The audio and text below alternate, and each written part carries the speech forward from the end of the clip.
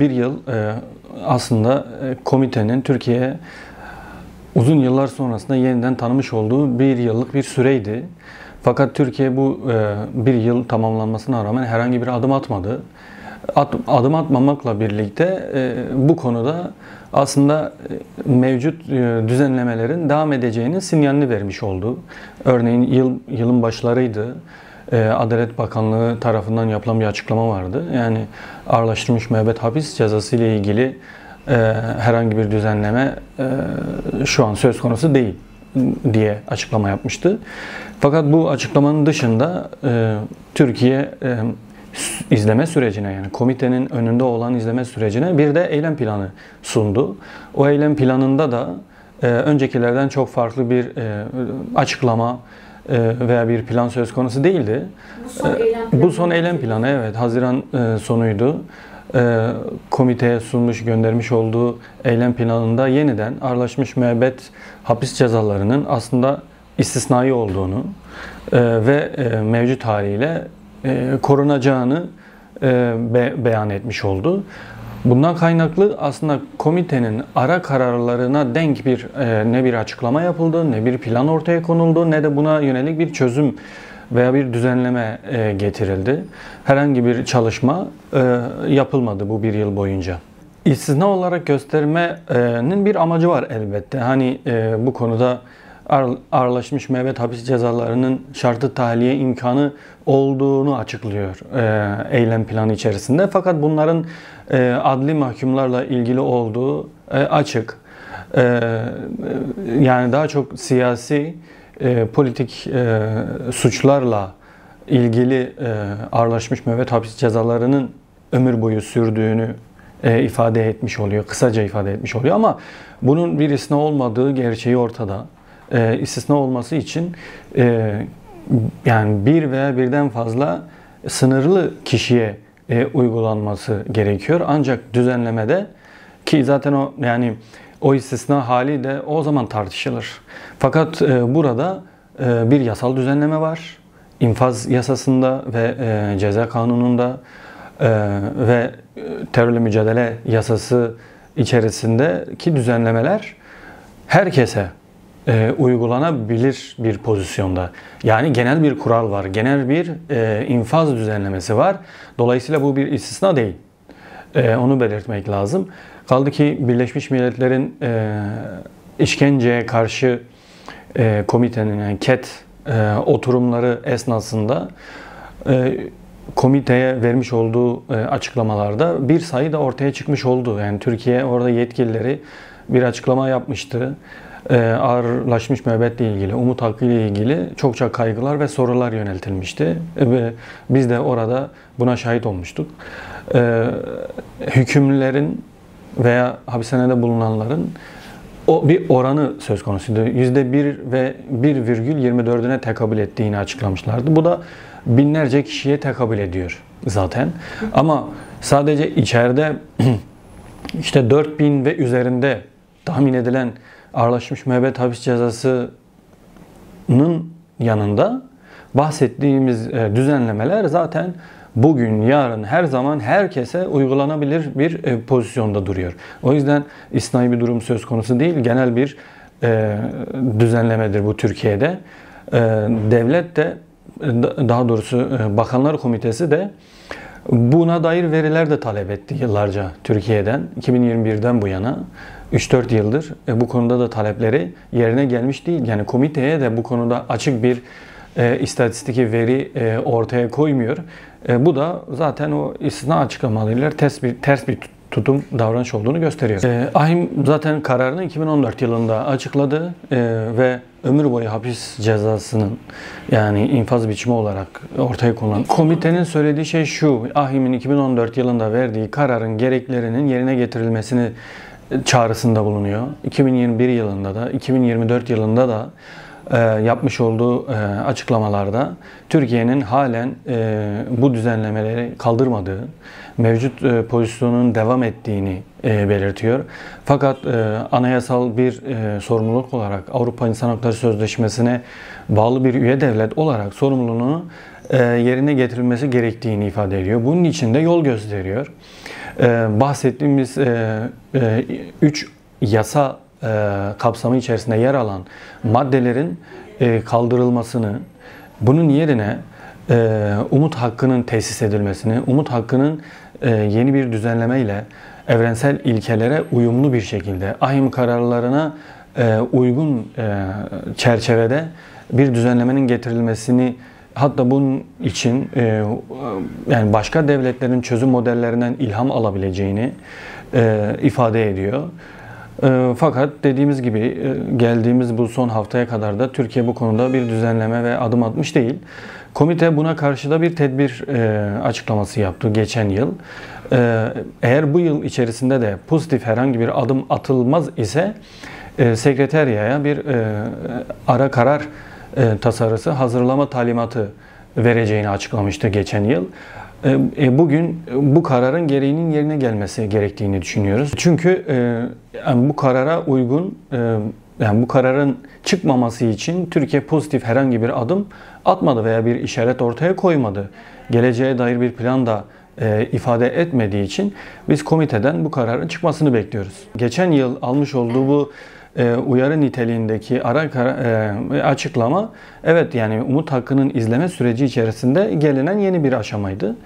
Bugün, bu hafta o anlamda bir karar çıkarsa o da yeni bir aşama olur.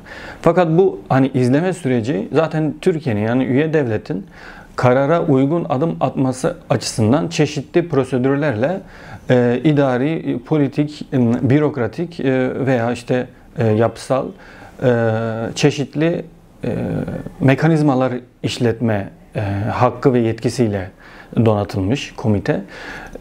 Bu mekanizmalardan bir tanesini yeni bir aşamaya taşımış olacak eğer böyle bir karar çıkarırsa. Gerçeğe, mevcut düzene, gelişmelere bakıldığında kararın çıkması kaçınılmaz. Fakat oy çokluğuyla alınıyor, nitelikli oy çokluğuyla kararlar alınıyor. Bir tasarı hazırlanmışsa da bu toplantıda görüşülecek. Ancak karara uygun adım atılmadığı bütün üyelerin önünde olacak. Bunun bilgileri üyelerin önünde. Çünkü bizler Sayın Öcalan'ın avukatları olarak son gelişmeleri komiteye 9.1 kural başvurusuyla bildirdik. Tüm gelişmeleri sunmuş olduk. Sadece biz değil. Özgürlük İçin Hukukçular Derneği, TOHAV, TİİF, İHADE gibi sivil toplum örgütleri, yine Diyarbakır Barosu, Şırnak, Urfa, Hakkari, Van Barosu bu konuda kendileri, yani bir sivil toplum örgütleri olarak da komiteye ayrı bir bildirimde bulundular. Sadece bununla da kalmadı. Avrupa'da da yani çok büyük bir avukat örgütlülüğünü temsil eden sivil toplum örgütleri de komiteye genel gözlemlerini, açıklamalarını bildirdiler. Haliyle komitenin önünde mevcut son durum duruyor. Buna karşı farklı bir yeni bir aşamaya taşınmaması, yeni bir kararın çıkmaması tamamen politik nedenlerle açıklanabilir. Aksi takdirde hakikat ortada, gerçek ortada, bütün dosyanın geldiği aşama ortada. Komitenin biz Türkiye'ye daha yüksek bir basınç uygulamasını bekliyoruz. Türkiye işkenceye tolerans gösteriyor anlamına gelir. Eğer halen Avrupa İnsan Hakları Sözleşmesi'ne aykırı davrandığı anlamına gelir. AİHM'in kararlarına uygun adım atmadığı anlamına gelir. Hatta 10 yılı aşkın bir süredir izleme sürecine rağmen komitenin ortaya koyduğu ilkelere uygun davranmadığı anlamına gelir. Yani Türkiye hukuk düzenine aykırı davrandığı anlamına gelir. Bu tür kararların çıkması, AİHM'de nasıl ihlal kararı çıktıysa komitede de benzer kararların veya uyarıların çıkması Türkiye'nin hukuk dışı hareket ettiğini ortaya koyar. Yani bundan sonra açısından da yani Türkiye'nin üzerinde bu baskı devam eder. İşbirliğini sürdürür. Çünkü izleme sürecinde dediğimiz gibi çeşitli mekanizmalar var. Hani ara kararlarla, ikili görüşmelerle, toplantılarda gündem yapılmasıyla ya da komitenin konuyu ahime yeniden taşıma durumu söz konusu olabilir. Bu toplantıda da olabilir. Başka bir toplantıda da olabilir. Türkiye buna uygun adım atmadıkça komitenin de buna karşı prosedürlerini nihai amaç ahim kararının gereğinin yerine gelmesi. Türkiye bu karara uygun düzenlemeler yaptığı vakit zaten komitede Türkiye karara uygun adım atmıştır. Dolayısıyla süreci kapatabiliriz diyebilir. Fakat bu sürede bu gerçekleşmediğinden dolayı sürecin kapanmasının bir anlamı kalmaz. Hatta riskli olur yani. Bu da hukuka uygun olmaz yani. Komitenin de böyle bir şey yapmasını beklemiyoruz. Şöyle bir durum var. Yani işkenceyi tespit etmek lazım. Şimdi ahim kararı ömür boyu hapis cezasının işkenceye aykırı olduğunu ifade etti. Burada önemli bir husus şu: ihlalin bu konudaki düzenlemenin geldiği andan itibaren başladığı tespitinde bulundu. Bu da ne demek? Bu ihlal barındıran düzenlemeler 2002 yılında getirildi. Şimdi işkence sadece fiziksel boyutlarda yaşanan işkence biçimleri değildir. Psikolojik boyutuyla en ince kişinin hayatında özellikle içeride, hapishanede kalmasını zorlaştıran, onun sağlığını, bütünlüğünü, varlık amacını, amaçsal duruşunu bozmaya yönelik bir takım psikolojik işkence biçimleri de söz konusu. Şimdi ömür boyu hapis cezası da bunlardan bir tanesi. Yani kişiyi içeride bir daha toplumla, yaşamla buluşamayacağını, özgürlüğüne bir daha kavuşamayacağını düşüncesine sevk eder. Bu başlı başına çok ağır bir durum. Bizler şunu ortaya koymamız lazım. İmralı açısından evet, Sayın Öcalan farklı bir dünya mücadelesi ortaya koyuyor. Buna karşı bir direniş ortaya koyuyor. Fakat biz bu işkence resmen 23, 25 yıl, 26 yıla varan bir işkence biçimini göz ardı edemeyiz. Bu yükü kaldırmasını sadece Sayın Öcalan'a bırakamayız. İşkencenin varlığını unutmadan, göz ardı etmeden, normalleştirmeden bu önemle buna yaklaşmak gerekiyor. 3 yıl o düzenlemenin öncesi var. 2002'den sonra 23-24 yıla varan AİHM'in resmen tespit etmiş olduğu bir işkence sistemi var. Şimdi şöyle bir durum var. Yani konu İmralı olunca kimi gerek siyasetin, gerek toplumun, gerekse de hukukçuların yer yer davranışları veya ele alış yaklaşımları farklı oluyor. İşte geçtiğimiz yıllar boyunca biz neye şahit olduk? Konu İmralı olduğunda örneğin bazı haklar sınırlandığında, yasaklandığında ya da işte ömür boyu hapis cezası gibi düzenlemeler uygulandığında tırnak içerisinde söylüyorum, bu durum normalleştirilebiliyor. Normalmiş gibi kabul edilebiliyor. Bu da toplumun veya dışarının tutumunu belirliyor aslında. Yani gerçeğin altına düşüyor. Tepkiler gerçeğin altına düşüyor. Şimdi bu normalliği tersinden de düşünebiliriz. İşte bu süreçlerde yaşandığı gibi kimi sınırlı haklar tanındığında, işte örneğin ziyaretler gerçekleştiğinde de sanki her şey ortadan kalkmış gibi ya da oradaki sistem, işkencenin insanlık dışı uygulama biçimleri sanki ortadan kalkmış gibi bir yaklaşıma da sevk edebiliyor. Her iki yaklaşımın da tavrın da yanlış olduğunu belirtmemiz lazım. Hatalıdır. Bu oraya karşı tutumumuzu belirler. Dolayısıyla oradaki işte ahim kararları ışığında ifade ettik. İşkencenin insanlık dışı boyutlarda seyrettiğini, 10 yıllara vardığını ve bunun asgari şiddet eşiğini çok aşırı bir düzeye getirdiğini göz ardı edemeyiz. Bunu bir kenara bırakarak ziyaretlerin olması döneminde normal gibi kabul etmemiz mümkün değil. Çünkü yani süreçten bağımsız Türkiye'nin, yani hükümetin anayasal bir sorumluluğu söz konusu. Ahim kararlarına uygun adım atmakla yükümlüdür. Halen biz bu adımları atmasını yani kaygılı bir şey. Halen biz bu adımları atmasını bekliyoruz. Çünkü örneğin bugün bir süreç yaşanıyor hukuk düzleminde.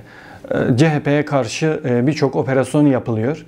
Buna karşı kamuoyunun ve CHP'nin tepki vermesi halinde hükümetin bu konudaki açıklamaları çok net. Siz hukuka karşı mı geliyorsunuz? Hukuk düzenine, hukukun gereğinin gerektirdiği adımlara karşı mı çıkıyorsunuz? Bunu kabul etmiyor musunuz? Gibi açıklamalar yapılıyor. O zaman biz de sormak istiyoruz.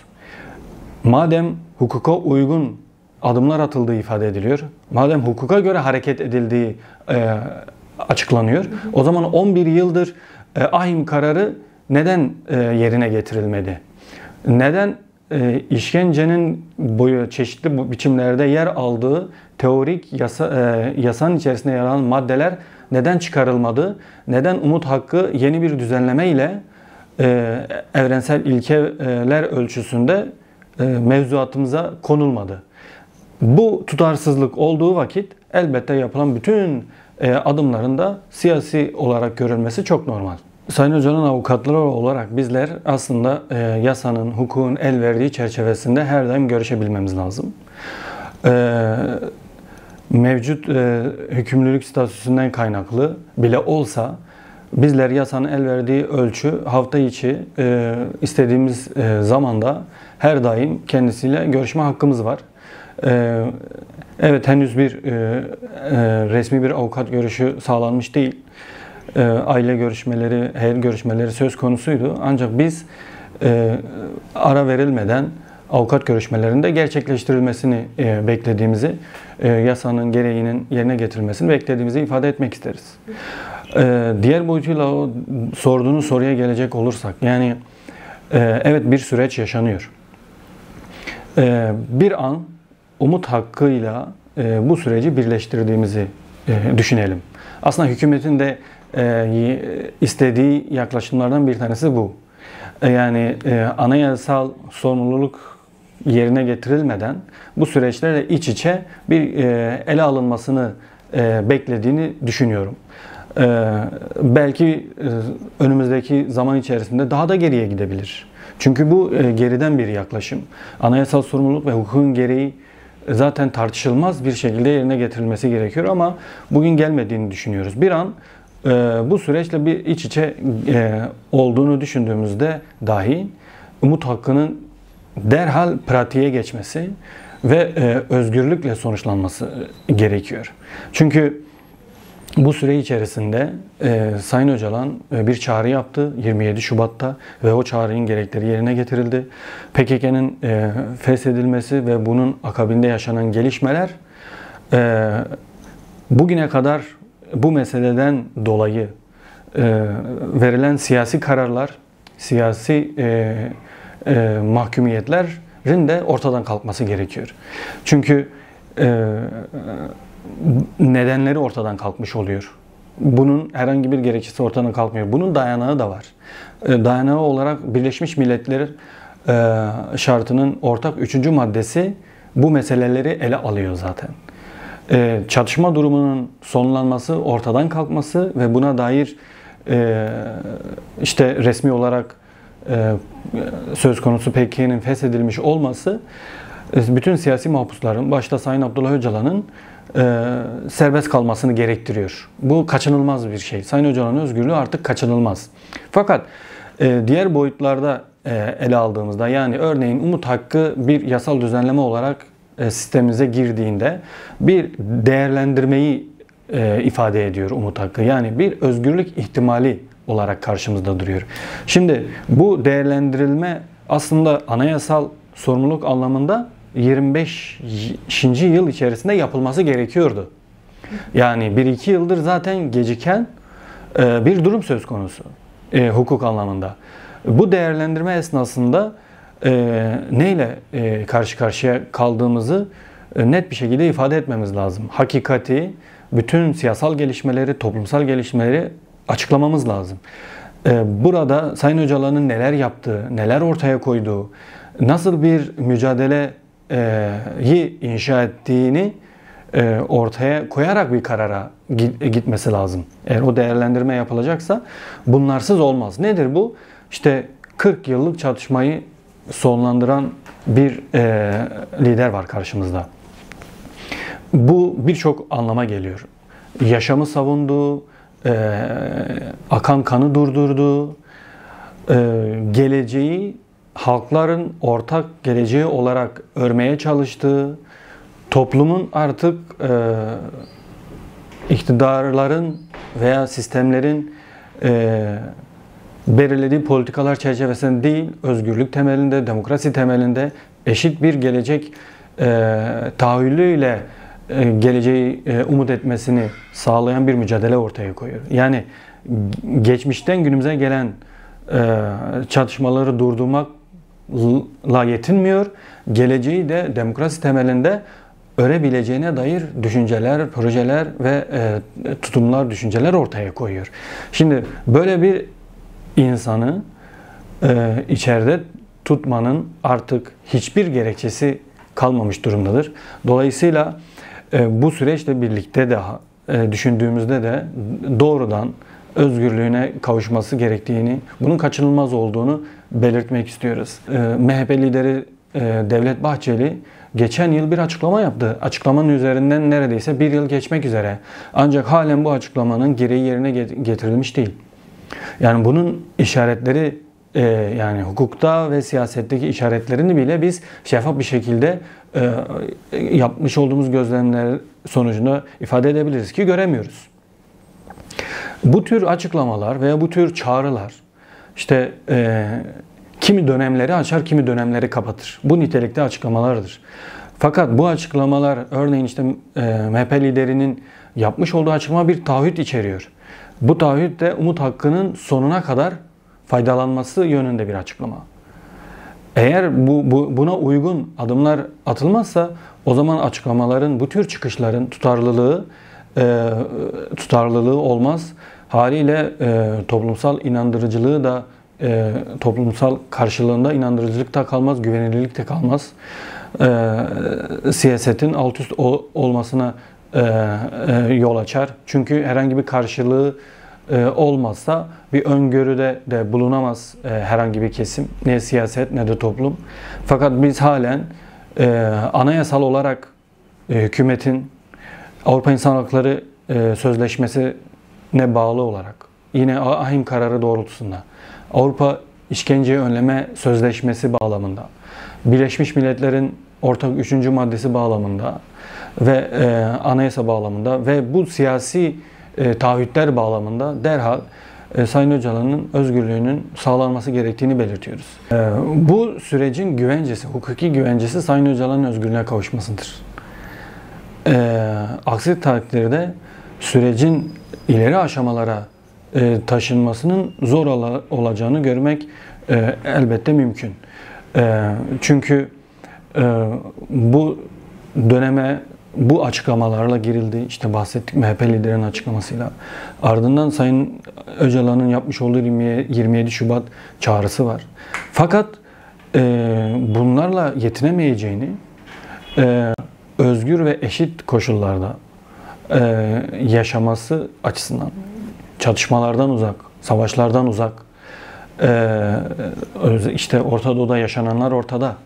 Bunlara karşı, bunları durdurabilecek bir güce sahip olduğunu ifade eden bir insanın, bu düşünce hakimiyetine sahip olan birinin topluma bu kadar katkı sunabilecek birinin içeride tutulmasının hiçbir yönle açıklaması mümkün değil. Toplumsal, siyasal, hukuksal katkıları bir de sadece göz önünde bulundurulsa Sayın Öcalan şu an serbestçe yaşayabiliyor olması, serbestçe çalışabiliyor olması, özgür bir yaşam içerisinde oluyor olması lazım. Fakat bu süreç açısından da yani hukuki ve siyasi zemin olması gerektiği ifade edilmişti. Bunun da hukuki güvencesinin biz Sayın Öcalan'ın özgürlüğü olarak gördüğümüzü ifade etmek istiyoruz. işte basında veya kimi siyasi çevrelerde yapılan bazı açıklamalar Sayın Öcalan'ın rolünün daraltılmaya çalışıldığını gösteriyor. Fakat bu mümkün değil. Çünkü Sayın Öcalan bu mevcut gelişmelerle yetinebilecek bir pozisyonda değil. Kendisi bir felsefi derinliğe, bir hayat mücadelesine sahip ve bunu sonuna kadar da hakikat temelinde sürdüreceğini ifade ediyor. Yani bu toplumun bugüne kadar yaşadığı sorunlara baktığımızda bugün neye ihtiyacı olduğunu gözler önüne sermek lazım. Şimdi Sayın Öcalan'ın toplumun yaşadığı bütün sorunlar açısından çok kapsamlı çözüm modelleri ve düşünce boyutuna sahip olduğunu görüyoruz. Kadınların yaşadığı sorunlar, çocukların yaşadığı sorunlar, ülkenin yönetimiyle ilgili yaşanan sorunlar, yönetim biçimiyle ilgili yaşanan sorunların alternatif bir modelinin, alternatif bir çözüm sisteminin olduğunu görüyoruz. Dolayısıyla toplumun da dört elle Sayın Öcalan'ın bu düşüncelerine ve mücadelesine sarılması gerekiyor. İktidarın veya meclisin politikalarına bağlı kalmaksızın. Fakat meclis komisyonu da yapacağı ilk ve en önemli çalışmalardan bir tanesi bana göre az önce ifade etmiş olduğum Birleşmiş Milletler Ortak 3. maddesinin gereklerini yerine getirmektir. Yani bu meselenin yol açtığı, bu meseleden kaynaklı ortaya çıkan bütün birikimlerin, sorunsal birikimlerin sonlandırılması lazım, ortadan kaldırılması lazım. Yani siyasi mahpusların, başta Sayın Abdullah Öcalan'ın özgürlüğünü düzenlemeleri gerekiyor. Yapılacak ilk ve en önemli çalışmanın komisyonca bu olduğunu düşünüyorum. Bu Birleşmiş Milletler, yani uluslararası evrensel kurallar, ilke ve yaklaşımlar da bunu gerektiriyor. Bu yani siyasi olarak bakıldığında da zaten bunun hukuka oturtulması lazım. Şimdi bu sürecin bir hukuki zemini olması lazım. Hukuki zemin yapılacak adımlarda belli olur. Henüz bir adım atılmış değil. Ne meclisten ne komisyondan bu konuda bir sonuç henüz çıkmış değil ama varılacak noktada çözümün, yani çözüm paketinin özgürlük temelinde kurulması gerektiğini ifade etmek istiyorum. Buradaki asıl mesele Kürt sorunu. Kürtlerin diğer farklılıklar gibi, diğer inanç, kimlikler, diller gibi reddedilmesi, inkar edilmesinden ortaya çıkıyor. Bu 100 yıldır var olan bir sorun. Bugün de çok artık sürdürülemez bir aşamaya gelmiş durumda. Yani bu sürecin de yarattığı fırsatla bunun sadece fesihle sınırlı kalmaması gerektiğini, yani meclisin fesihle sınırlı bir yaklaşım içerisinde olmaması gerektiğini söylüyoruz biz. Çünkü bütün yaşananların nedeni Kürt meselesi. Kürt meselesinin de çözülmemesi halinde tarihi bir fırsatın ıskalanacağını düşünüyorum ben. Daha derin, daha artık geri dönülmez bir hukukun devreye girmesi lazım. Tekçi bir anlayışın, bir zihniyetin ürünü olan anayasa ve bunun yansıması yasaların demokratik bir forma kavuşması lazım. Ama gerek kamuoyunun bir kısmında, gerekse basının önemli bir kısmında, siyasette ve de hükümette henüz tam olarak bu anlayışa vardığını söylemek mümkün değil. Olabildiğince sınırlı bir şekilde ele almaya çalıştıklarını görüyoruz. Ancak bu sorunların devam edeceğini gösterir bize. Biz sorunların temelinden tamamen çözülmesi gerektiğini ve bu tarihi fırsatın kaçırılmaması gerektiğini söylüyoruz.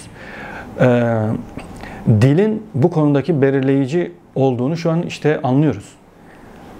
Demokratik bir anlayış gelişmesi halinde ne basın bu aşamada olur, ne ana akım medya meseleler böyle yaklaşır. Halkların birbirini tanıdığı, birbirini gördüğü, birbiriyle empati kurabildiği, birbirini kabul ettiği bir zemin, hukuksal bir düzen ve de siyasi bir ortam oluşması lazım. Bunu da yaratacak olan siyasi dildir. Siyasi dil sonuçta bir anlayıştan, bir fikirden, bir düşünceden ortaya çıkıyor. Düşünsel bir dönüşüm kaçınılmaz. Düşünsel bir dönüşüm şart bu ülkeye. Ve topluma yansıyacak da, toplumu dönüştürecek olan da budur. Siyasi dildir, medya dilidir. Ama biz sorundan kaçamaklı bir noktada durursak, sorunu çözmekten kaçmaya devam edersek, toplumlar arasındaki, halklar arasındaki o kutuplaşmayı da kapatmamız, makası da kapatmamız çok fazla zaman alır. Anayasayı uygulanması talep eden bir muhalefet bunu her zaman dile getirmesi lazım. Bunu her zaman savunması lazım. Sadece muhalefetin bir kısmına siyasi bir yönelim olduğunda hatırlanacak bir mesele değil bu. Az önce bahsettim. Yani zamanında İmralı'da tecrit veya yasaklar bir sistem olarak, yasal prosedürler olarak uygulandığında buna karşı da tavır alınması gerekiyordu. Bugün de farklı bir noktada değil. Ahim kararı ortada. Uygulanmayan bir Öcalan ahim kararı var. Tutarlı olmak lazım. Siyaseten de tutarlı olmak lazım. Çünkü toplumdaki karşılığının düzeyini belirleyecek olan budur.